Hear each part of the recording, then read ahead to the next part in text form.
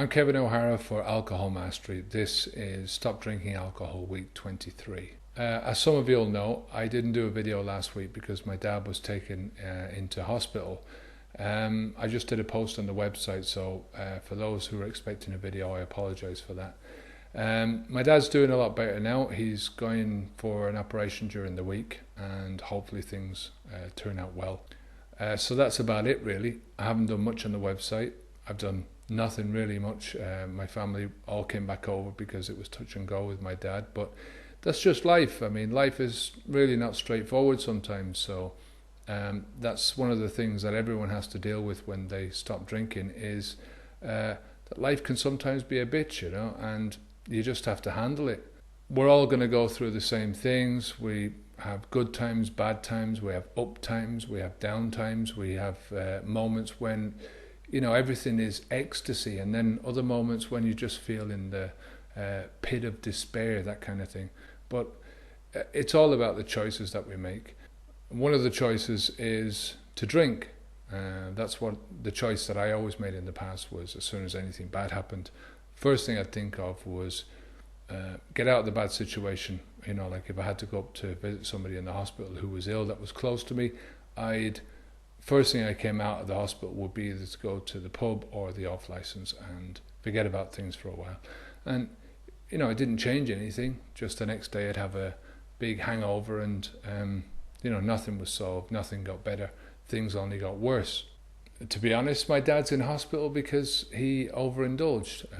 He's been drinking too much and eating too much, but he comes from a society, he was born in the 30s and he grew up in the 30s and 40s, and scarcity was a big thing, so whatever was put on your plate in those days you had to eat. You know, there was a lot of kids in the world that didn't have 3 square meals a day, so it was taught to them that eat what's on your plate and you won't get up out of the chair until you do. In all fairness, it did work at that stage because, you know, the food that was put in front of them was all whole food. It was good food. There was no you know, there wasn't as much processed food as there is today. It's also the same as drinking and smoking. They were acceptable parts of life back in the day. I mean, at one stage, for God's sake, there was advertisements saying that your doctor or more doctors chose to smoke Camels than any other cigarettes. So, you know, and everything changes. It's all different today. But, you know, it goes back to the old dog, new tricks thing, you know, so... he's just he's a product of his own environment, and you know, we're all saying to him now, you've got to change your ways. And he's definitely, you know, he's looking at me now and, you know, saying that I'm sort of an inspiration for him, which is good for me. You know, it's good for me to see that I can do something like that. Another great thing about not drinking is that I'm getting some of the trust back that I lost with my family and friends and stuff. When you drink all the time and everyone knows that you drink, people generally don't have trust in you. They lose trust in you. They know that they can't come to you when they need an emergency in an emergency situation. So, and I'm getting a lot of that back now. And I noticed that when my family were over and people were drinking, but they'd come to me and say, look, can you come around tomorrow and look after the kids? And my sisters would never do that before, so...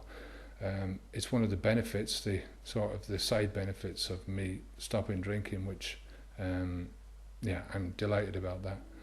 It's been a mad couple of weeks.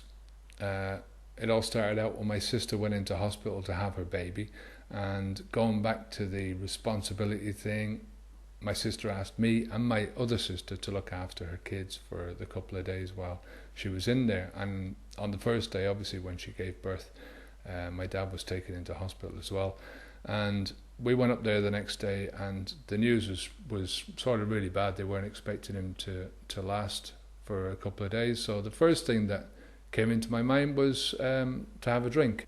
I was really sorely tempted. We were sat in a bar, we were having something to eat, and I was very tempted, and I just leaned over to my sister, who's a blonde, and I told her a silly blonde joke, and it just broke the ice, and we sat there and had a laugh for an hour and a half, and just sort of chilled out and relaxed and stuff. So So that's it for this video. I'm going to try and do a couple of videos during the week just on different questions that I've got.